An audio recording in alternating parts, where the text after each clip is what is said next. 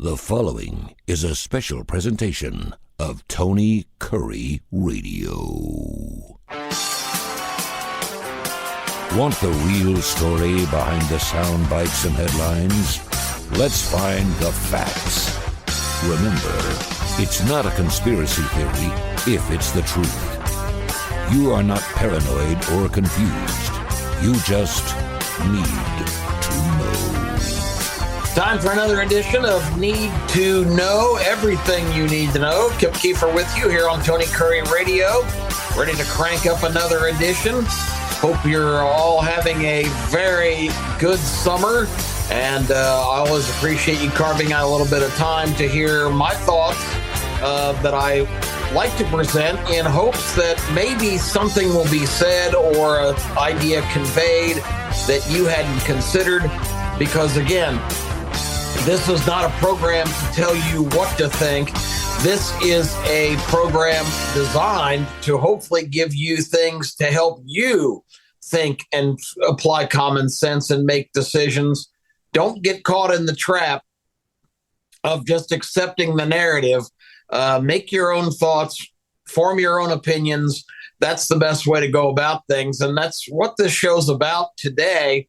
Because I had an interesting experience in the last week or so.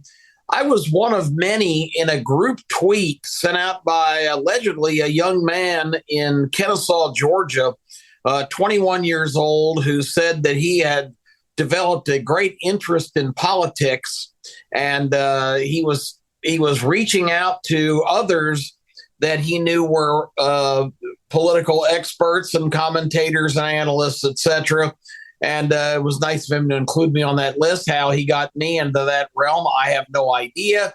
But anyway, I was happy to respond because he was asking for people that he was contacting here to retweet his solicitation of our acknowledgement of his political interests, and also give our opinions on things that are happening now. He departed from me ideologically a little bit with the motivation for his getting into politics. And this is what I wanted to talk about here on the show, because I think it's kind of a fascinating subject.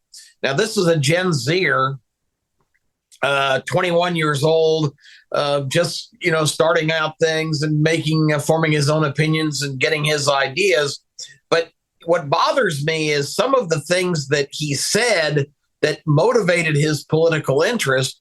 And the first one he highlighted was, I got interested my senior year in high school when Trump was elected. And he said, and with all of his lies and how much he's a threat to democracy, I got absorbed in that whole story. Well, that's an interesting way to put things, of course. And I don't want to, again, I've made this point before. I am not a Trump lover, as I've been accused of being. I did admire Trump's tenacity and ability to stand up to a complete ridiculous 4 years of abuse from so many different corners, mainstream media predominantly, but all of the people working behind the scenes in the swamp that is our Washington, D.C. government, because they are so resistant to any outsider coming in and potentially shaking up the best growth industry on earth, and that is the federal government. They did it to Jimmy Carter back in 1976. They chewed him up and spit him out, and he was sensitive to the criticism, and it made him totally ineffective as the president. Trump's the thing to admire is that he stood up against it all, never backed down, could not be intimidated, could not be ridiculed. He just rolled on because that's who Donald Trump is. He's arrogant, he's brash, he's outspoken, and he's always ready, not necessarily to pick a fight, but if you start something with him, he's ready to throw down. And, those were that, in my opinion, at this time in history, it was important to have somebody outside the political club to step into the leadership role in the country. And I think I would argue that from a policy standpoint and things his administration accomplished in those 4 years, he had the country going remarkably well economically and security and the military strength. A lot of the different things that we're plagued with today, because the whole philosophy of his replacement, Joe Biden, was to come in and, again, this is not Joe Biden's doing. Joe Biden is not making decisions. Joe Biden is a figurehead who can barely get on and off a stage, and sometimes doesn't even manage to do that. The bottom line is they junked everything that Trump had in place, including all of the policies that were working extremely well. But this whole narrative that Trump lies and is threatening to the democracy, those are the absolute words of that whole side of the ideological aisle that has stamped him with those labels. And to hear the young man use those descriptions tells me that he's been pretty much indoctrinated by this constant fusillade of information and disinformation. Again, Trump has a lot of flaws, and Trump made a lot of mistakes. And I don't like Chris Christie, who's running for president right now from New Jersey, the former governor. But Chris Christie actually does point out some really bad shortcomings in the Trump presidency, where he brashly predicted he would get the wall built and Mexico would pay for it. Well, that didn't turn out to work out. It took a lot of years to get enough financing to even get the bit of the wall built that Trump did achieve, and Mexico never paid a single dollar, as Christie points out. So all of that was a bunch of bluster, and that's the best word for Trump. Trump is bluster. Trump is a guy that is going to say what he thinks, and he's going to make claims and make promises and make declarations that may not necessarily come to pass. He's committed and believes it when he's saying it. So to say that's a lie, I think really is something that is a creation of the people that can't stand him and think that he is a threat to their livelihood, not to democracy. So those labels, I think, are really now have been so oft repeated, and the repetition is one of the major weapons of this movement. Say it enough times, and it becomes part of the discourse. We talked about last week on the show the travel ban, which was not a travel ban. It was a moratorium on travel until they could get more secure ways to see who's coming in and out of the country from the worst international actors, countries in the world. But the media called it a travel ban so much that just became the terminology that it's forever known for now. I even heard Trump once referred to as my travel ban years after that situation. So if it's said enough, that's one of the devices that they use is repetition to make things just become kind of the public discourse. Anyway, moving on from that. So I always highlight the Joe Biden campaign speech at the Iowa State Fair running for president in 2020 when he declared, "We believe in truth, not facts." And I always remind you that the very definition of truth is irrefutable facts. So you can't have truth without facts. You can't believe in truth and not facts. That's absolutely nonsense. But the reason that they accuse Trump of being a, quote, liar is because he refutes their facts, that he refutes their truth with facts, which they absolutely can't stand. Because if they've decided that this is how it needs to be, and this is the narrative of the progressive movement, the woke movement, whatever you want to call it, that's the truth. That's their truth. That doesn't make it the truth, It's their truth. It's their narrative. And if anybody interrupts that or questions it, they're a liar. They're a threat to democracy. When the real threat, the real liars and the real threats to democracy are the bad actors that are cooking up all of this nonsense and creating their truth that is not the truth. And I've got some good examples for you. You want to stamp Trump as a liar? What about the liars that are currently in power that have been caught lying repeatedly? And we can start right away with our boy, the president of the United States, Joe Biden. Joe Biden says, and has said it numerous times, he has never, ever had a discussion with his son, Hunter Biden, about his international business dealings. Now, isn't that interesting? I'm a dad. I have two sons. I talk to my sons about their work and what they do. I think if they had a bunch of international dealings going on, I would be in the loop, particularly if my job was vice president at the time, and international dealings probably are right in my kitchen in terms of protecting my interests and the interests of the country that he is sworn to serve.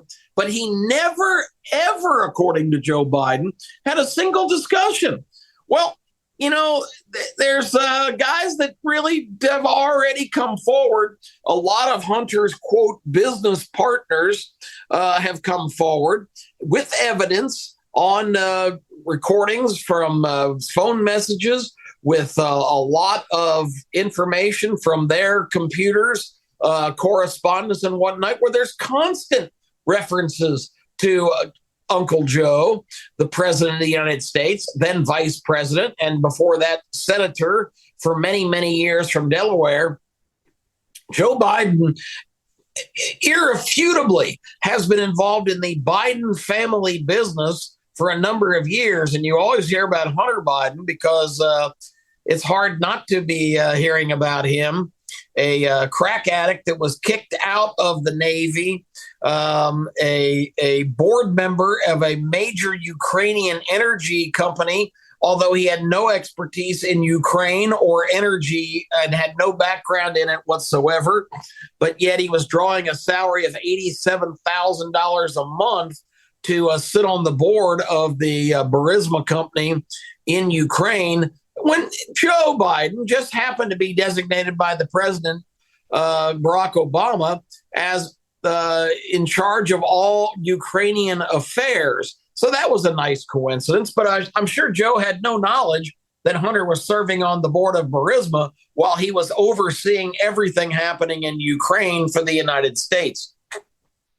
If that's not bad enough, Hunter Biden's own laptop, of course, is the ultimate fact-wielding machine, because once that was never picked up from the repair shop and fell into the hands of the New York Post, they started publishing excerpts and different contents from that laptop. And of course, Twitter, encouraged by the FBI, just took away the New York Post site. They had been posting links to stories and things since day one of Twitter. All of a sudden, you can't use that information, so we're just banning you from our platform. That's censorship, folks. That's suppression. That's dishonest. That's an administration getting involved where they don't belong, intruding on First Amendment rights. But again, the lying label for Trump is because the truth that they tell, which is a version of their agenda and the narrative that supports that agenda, is what they don't want assaulted. And anybody who has anything to say is lying and is threatening democracy, when amazingly, they're the threat to democracy with all the chicanery and shenanigans that they routinely employ.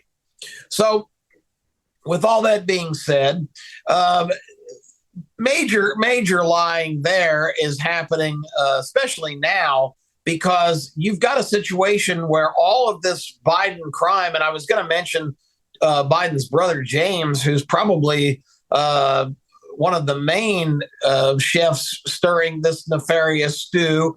James Biden has been involved in all kinds of global activity at the behest and the interference and connections of his politician brother. So the Biden family has created quite an impressive situation where they all shrug and say, nothing to see here. Well, that's a blatant lie. So if there's any liars in the situation, it's these people. And at the same time, they're defended vehemently by all these different branches of government. We've just had the cocaine scandal in the White House where the Secret Service says, we can't figure out whose it is. Really? That's interesting. So the Secret Service, you've got the FBI, who's gotten involved with those social media and information platform companies and really censored and suppressed information.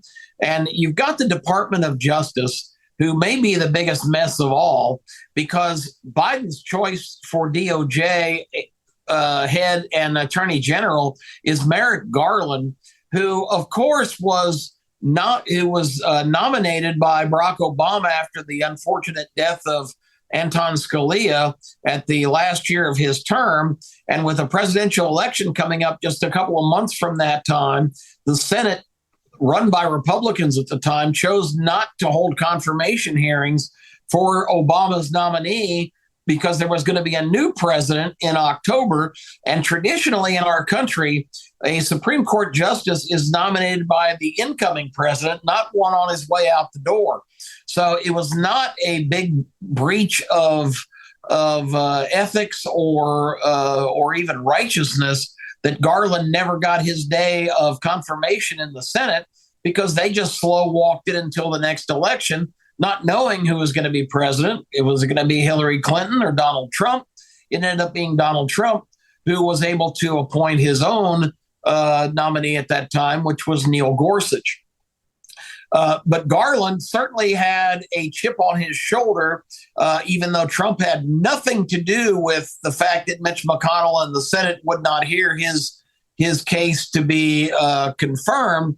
Donald Trump, of course, is the scapegoat because he's elected president, immediately tossed Garland out with the bathwater and instituted his own appointment. So Garland certainly is not an objective guy to be put in the seat of Attorney General, the leading law enforcement officer in the country. And he's kind of a weasel anyway. He's wishy-washy. If you listen to him speak, he kind of double talks. Not a real impressive guy from a standpoint of his record or his judicial record. Really nothing spectacular about Merrick Garland.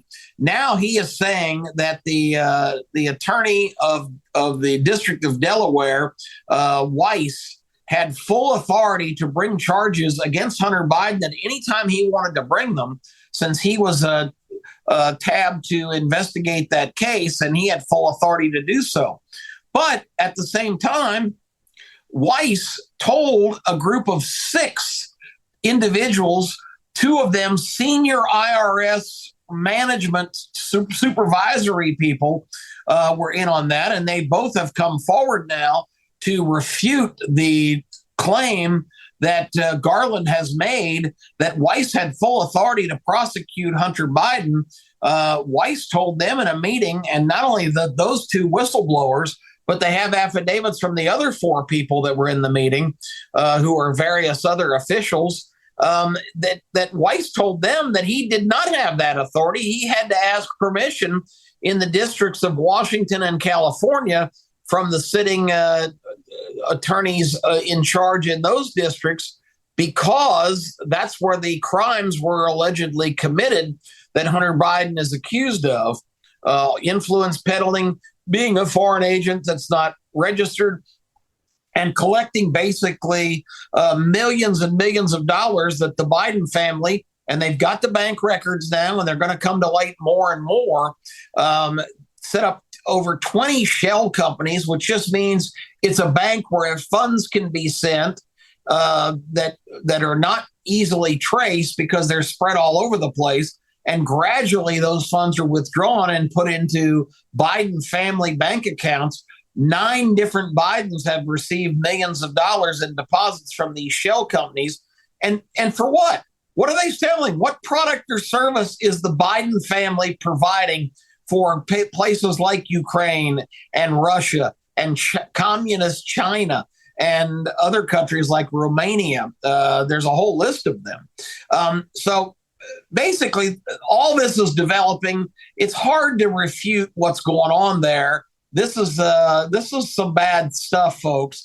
And the claim that all the Bidens make that they are not involved in any illegal activity, when it's all coming to light.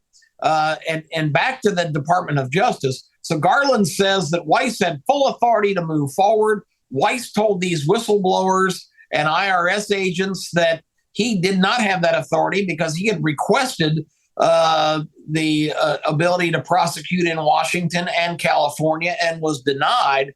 And now you've got the whistleblowers, too, who have come forward because these guys are lifelong IRS employees. The IRS has been corrupted as well, but there are some people in there that believe their mission is to equally apply the law to all citizens. And I'm pretty convinced after listening to these guys, they don't have anything to gain by this. All they really are putting on the line is the probable destruction of their careers. So who's the least likely liar in this group? Is it Merrick Garland? Is it James Weiss? Or is it one of the IRS senior officials who are saying that Garland is not telling the truth? I would certainly eliminate them. They're not politically motivated. They're not being coerced or given that opportunity to come forward and right this wrong that is keeping them up at night, knowing that our government's corrupt and needs to be fixed. So somebody's lying here. I mean, there's no debate about that. Either Weiss or Garland or the IRS whistleblowers are lying. And I would eliminate, if I was handicapping this field, I would say the IRS guys are the least likely because they have nothing to gain.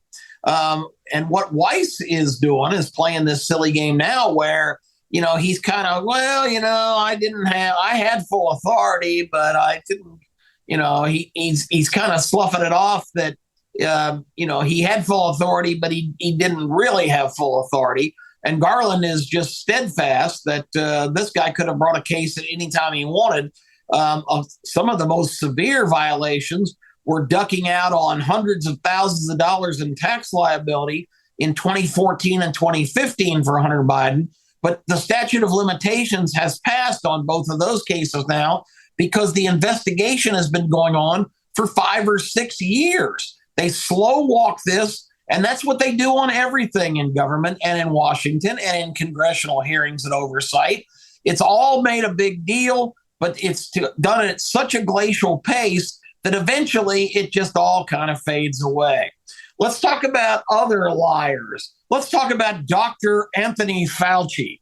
Dr. Fauci, if he was Pinocchio, his nose would stretch from Brooklyn, New York, all the way out to the San Francisco Bay. Fauci got caught big time in the explosion that became the COVID situation because Fauci, as head of the National Institute of Health, was handing over grants to Echo Health, which is a Bill Gates global health concern, whatever you want to call it, think tank, activist center, whatever it was.